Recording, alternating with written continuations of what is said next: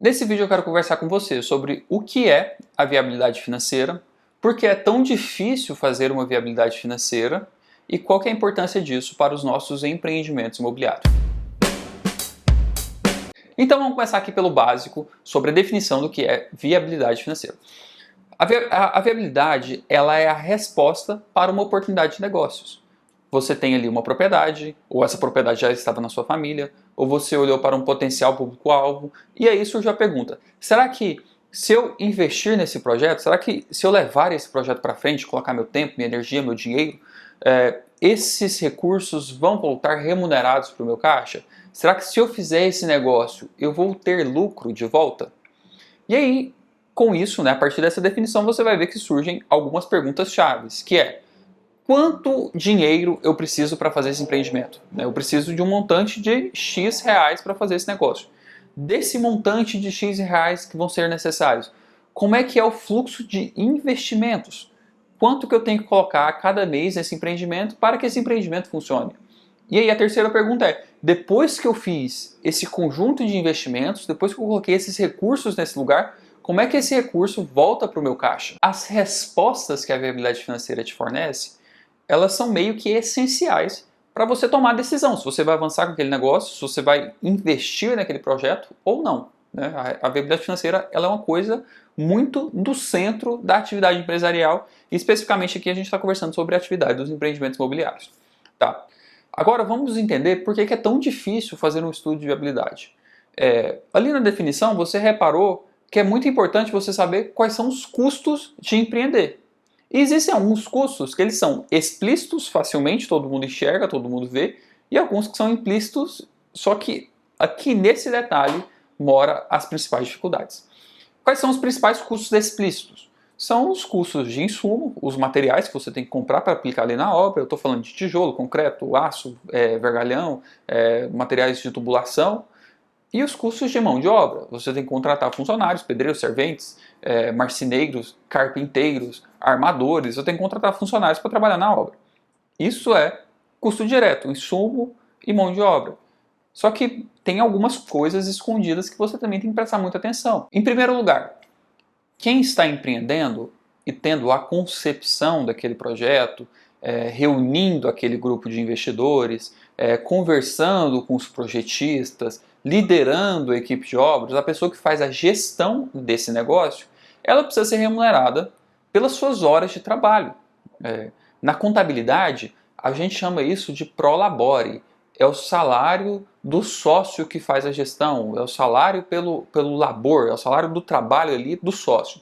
É o prolabore. Mas você pode decidir fazer no seu empreendimento esse pagamento não de forma direta, como um depósito na conta daquele sócio que está fazendo a gestão. Mas você pode decidir, por exemplo, transformar esse seu trabalho numa participação dentro do empreendimento. Então, por exemplo, porque você está fazendo a concepção e a gestão, você fala que isso vale, por exemplo, 10% dos resultados do empreendimento. Você está transformando o seu trabalho, aquela sua atividade, em uma cota de participação dentro do empreendimento. Então, os investidores vão pagar por 100%, mas eles vão receber como retorno 90%. Porque 10% é você que está executando ali. É uma continha, tem que fazer isso, você vai negociar com o seu grupo, mas dá para colocar a sua gestão e você precisa ser remunerado pelo seu serviço. Bem, esse é o primeiro custo que fica aí escondido, e agora a gente tem um segundo custo muito importante que talvez seja um pouquinho mais difícil de entender. E eu estou falando sobre o custo de capital. Olha só, o nosso empreendimento ele é um projeto de investimento. Invariavelmente você vai ter que colocar dinheiro ali naquele negócio, você vai ter que aportar reais naquele projeto. Você vai ter que fazer depósito na conta corrente daquele empreendimento, o empreendimento vai pegar esses recursos, vai aplicar na obra, vai aplicar no projeto, e então transforma isso em rentabilidade, transforma isso em lucro. Só que o dinheiro, ele é um insumo de produção, assim como os outros.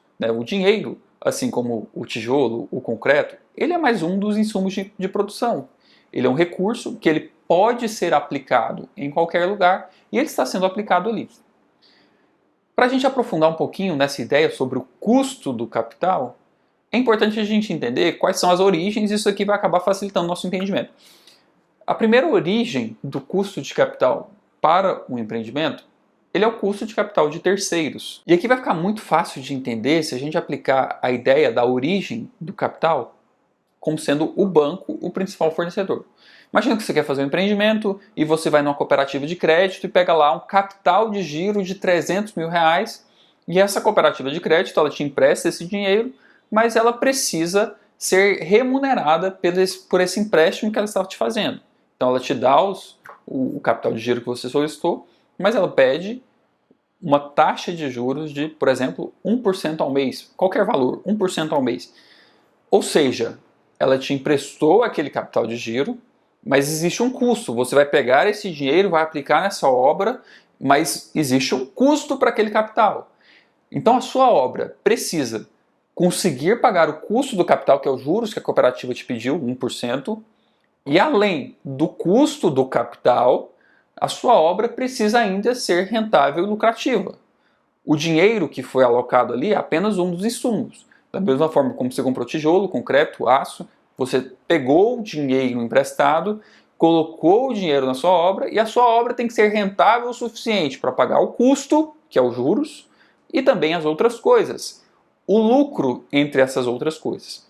Então você entendeu que quando eu falo de custo de capital e o fornecedor desse capital é um terceiro, por exemplo, o banco, o custo do capital de terceiros é os juros que essa instituição te cobra, os juros que eles te exigem, que está lá contratualmente estabelecido. Mas aí você pode virar para mim e falar assim, Daniel, eu achei interessante isso que você falou, mas eu não vou precisar do recurso do banco, eu já tenho o meu dinheiro. E se eu já tenho meu dinheiro, eu vou colocar meu dinheiro ali na obra, vou colocar meu dinheiro ali no empreendimento, então eu não preciso me preocupar com essa ideia de custo de capital. E aí, esse é o principal erro de quem faz viabilidade financeira. O seu dinheiro, o dinheiro do empreendedor, o dinheiro da empresa que é colocado dentro do projeto, isso também tem um custo. E existe um custo pelo simples motivo de que o dinheiro nunca está parado. Ou ele está dando lucro ou ele está dando prejuízo, mesmo que ele esteja no banco, né? O dinheiro no banco, ele não está parado, ele está em algum lugar, que seja na conta corrente, e lá na conta corrente ele dá lucro ou prejuízo. Esse aqui é um pensamento muito interessante e dá para aprofundar nisso aqui, você vai ver as consequências graves disso. Hoje, o Brasil vive um processo inflacionário bem alto, né? A inflação medida pelo IPCA está em 5,2%, eu estou gravando esse vídeo em abril de 2021, então a inflação pelo IPCA está em 5,2% ao ano, e a inflação medida pelo IGPM da FGV está em 31% ao ano. O que isso significa? Que o dinheiro comparado a 12 meses atrás tem um poder de compra 31% inferior que tinha há 12 meses atrás. Então, as coisas, o preço das coisas subiram em média 31%. Existem vários motivos por trás disso, mas a inflação é uma coisa que é meio normal das economias no mundo inteiro. É normal que as coisas fiquem mais caras. Então, se você tem um dinheiro e ele está no banco, o mínimo que eu espero que você obtenha de retorno por deixar seu dinheiro parado no banco seja ganhos equivalentes à inflação daquele período. Você está abrindo mão de fazer um investimento, ou abrindo mão de um consumo, ou abrindo mão de algum prazer imediato para deixar seu dinheiro parado no banco, e você precisa ser de alguma forma remunerado por isso. E aquela instituição bancária tem que render pelo menos a inflação do período. Apesar disso, de a inflação ser um quesito tão importante, existem muitas aplicações financeiras que não rendem a inflação do período. Elas não ganham da desvalorização do dinheiro. Um exemplo disso são os títulos de capitalização. Historicamente, o título de capitalização não ganha da inflação. Os rendimentos são inferiores ao que o dinheiro deixa de valer. Então, eu estou explicando tudo isso para te provar que o dinheiro parado no banco não está bem parado. Se você tem um dinheiro na conta corrente, ele a cada período, a cada mês, a cada dia, ele compete com a inflação. E muitas vezes a inflação vem ganhando. Dinheiro não está parado no banco. Tá, então se o dinheiro não está parado no banco, ele está fazendo alguma coisa. A gente tem alternativas de investimento. Você pode pegar os seus recursos financeiros e colocar num fundo de investimento imobiliário. Você pode pegar seus recursos e colocar numa previdência privada, no VGBL. Você pode pegar e colocar em ações na bolsa. Você pode colocar em um fundo de investimento. Você tem várias alternativas de investimento. E qualquer uma dessas alternativas de investimento vai te remunerar, ou por meio da renda fixa, ou por meio da renda variável. Mas você tem um dinheiro, o seu dinheiro consegue, de certa forma, trabalhar para você. E à medida em que você assume riscos nessa sua aplicação financeira, você está sujeito a retornos cada vez mais expressivos. Mas, na mesma medida em que você assume riscos na sua aplicação financeira, você também está sujeito a prejuízos cada vez maiores, né? O risco representa as duas coisas: rentabilidade cada vez maior e prejuízo cada vez maior também. Beleza. Então, eu quero trazer para você a noção de que o dinheiro não está parado no banco e o dinheiro sempre tem uma alternativa de investimento.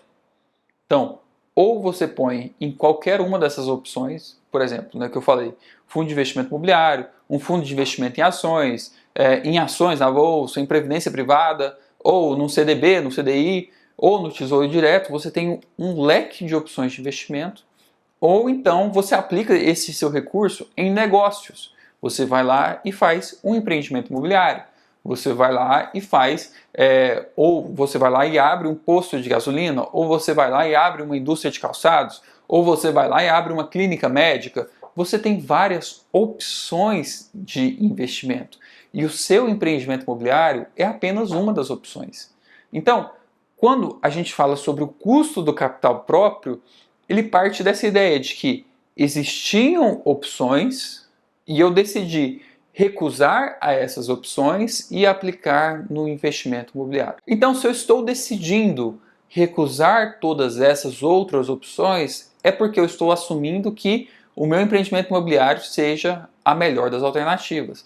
Mas se eu estou recusando a essas outras opções que estão do lado de cá, então me está custando essa oportunidade. Olha só, eu estou recusando, por exemplo, colocar todo o meu recurso financeiro no Tesouro Direto, que vai render, por exemplo, o IPCA, 5,2%.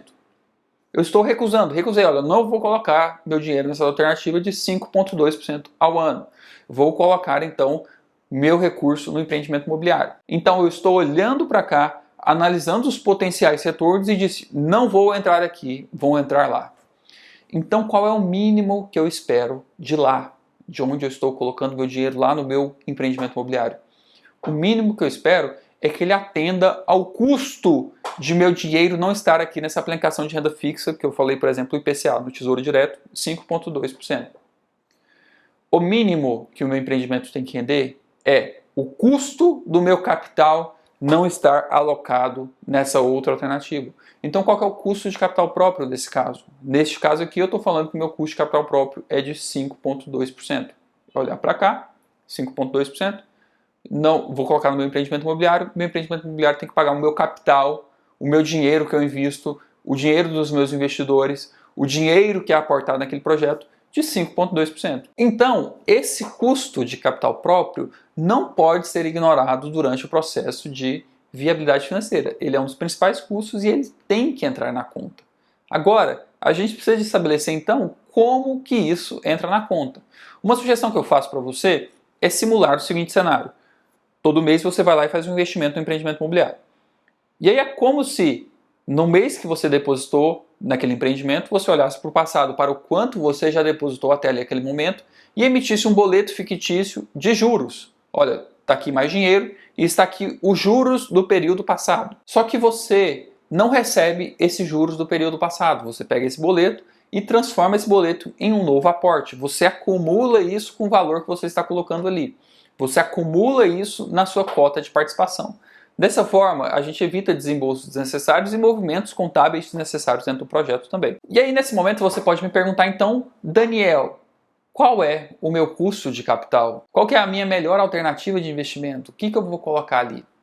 Olha, esse é um assunto um pouco abstrato, existem algumas fórmulas para estabelecer qual que é o seu custo de capital, mas eu tenho uma sugestão para você. E essa sugestão vem a partir de um entendimento que eu tive muito recentemente.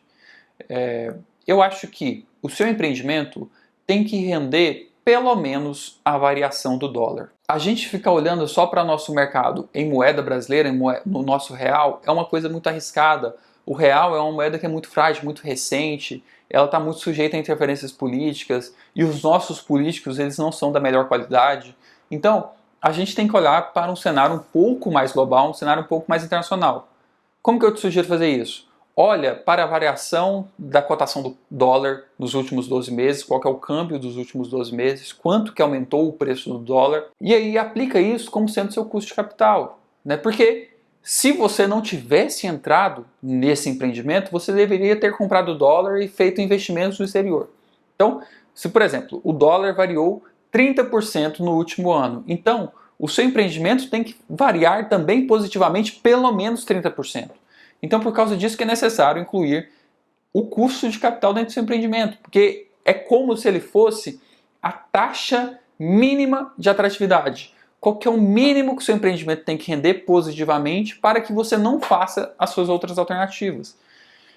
E no cenário atual, o meu entendimento atual também é que é melhor que a gente não esteja exposto ao real brasileiro. O nosso real brasileiro ele surgiu agora em 94, a gente não sabe mais quantos anos ele vai durar para frente, mas é melhor que a gente tenha alternativas em uma moeda um pouco mais forte. Então como é que a gente faz isso nos nossos projetos? Pegando a variação dos últimos 12 meses e inserindo isso como sendo o nosso custo de capital. Beleza, e é muito importante que para isso você tenha uma ferramenta adequada de trabalho. Você está vendo que são muitos detalhes na hora de inserir essas informações dentro do seu estudo. E aí pode ser que o seu trabalho se torne muito difícil. O trabalho de modelagem ele não pode ser superior ao trabalho de análise dos resultados. E aí nisso eu posso te ajudar, porque eu tenho duas planilhas de viabilidade disponíveis para venda. Eu tenho uma planilha de viabilidade para loteamentos e eu tenho também uma planilha de viabilidade para incorporações imobiliárias. Existe uma pequena diferença ali no fluxo de caixa entre as duas, mas são planilhas específicas para cada tipo de empreendimento. Eu vou colocar o link aqui na descrição desse vídeo e se você tem um empreendimento que você precisa analisar, eu sugiro que você utilize uma dessas duas ferramentas. E aí, ao utilizar essas ferramentas, eu sugiro também que você faça muitos cenários. Você estresse o seu modelo em várias hipóteses. Por que isso é tão importante?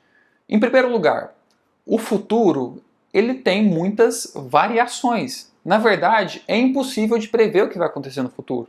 E a viabilidade financeira, ela parte de um cenário que ainda não aconteceu. Olha, eu estou achando que minha obra vai custar tanto, eu estou achando que eu vou vender de tal forma, eu estou achando que eu vou receber de tal forma. Mas infinitas coisas podem acontecer no futuro. Então, por que é importante você testar vários cenários? Porque na medida que você estressa os cenários, você vai jogando cada vez mais para frente a probabilidade de um evento muito aleatório. Você vai estressando as possibilidades, você vai vendo o que de pior pode acontecer em cada um desses cenários e você vai jogando cada vez mais, usando aqui um termo técnico da matemática, para curva longa, você vai jogando cada vez mais para a extremidade direita da curva longa a probabilidade desses eventos que vão te causar algum prejuízo significativo. Beleza, meus caros? Eu espero que esse conceito de custo de capital tenha de alguma forma te feito refletir sobre o seu negócio, sobre o seu empreendimento imobiliário. Se você tiver alguma dúvida sobre esse assunto, deixe aqui nos comentários abaixo desse vídeo e nos encontramos numa próxima oportunidade.